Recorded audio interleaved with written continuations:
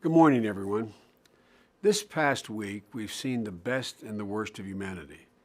The heinous terrorist attacks in Paris and Beirut, in Iraq and Nigeria, they showed us once again the depths of the terrorist depravity.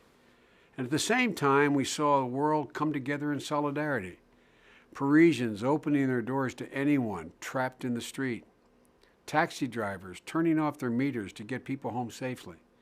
People lining up to donate blood. These simple human acts are a powerful reminder that we cannot be broken, and in the face of terror, we stand as one. In the wake of these terrible events, I understand the anxiety that many Americans feel. I really do. I don't dismiss the fear of a terrorist bomb going off. There's nothing President Obama and I take more seriously, though, than keeping the American people safe. In the past few weeks, though, we've heard an awful lot of people suggest that the best way to keep America safe is to prevent any Syrian refugee from gaining asylum in the United States. So let's set the record straight how it works for a refugee to get asylum. Refugees face the most rigorous screening of anyone who comes to the United States. First, they are fingerprinted. Then they undergo a thorough background check. Then they're interviewed by the Department of Homeland Security. And after that, the FBI, the National Counterterrorism Center, the Department of Defense, and the Department of State, they all have to sign off on access. And to address the specific terrorism concerns we're talking about now, we've instituted another layer of checks just for Syrian refugees. There is no possibility of being overwhelmed by a flood of refugees landing on our doorstep tomorrow. Right now, refugees wait 18 to 24 months while the screening process is completed. And unlike in Europe, refugees don't set foot in the United States until they are thoroughly vetted. Let's also remember who the vast majority of these refugees are. Women, children, orphans, survivors of torture, people desperately in need of medical help.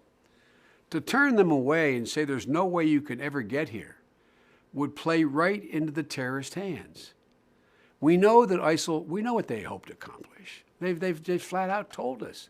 Earlier this year, the top ISIL leader, al-Baghdadi, revealed the true goal of their attacks. Here's what he said. He said, quote, "Compel the Crusaders to actively destroy the gray zone themselves. Muslims in the West will quickly find themselves between one of two choices, either apostatize or emigrate to the Islamic State and thereby escape persecution." End of quote. So it's clear. It's clear what ISIL wants. They want to manufacture a clash between civilizations. They want frightened people to think in terms of us versus them. They want us to turn our backs on Muslims victimized by terrorism.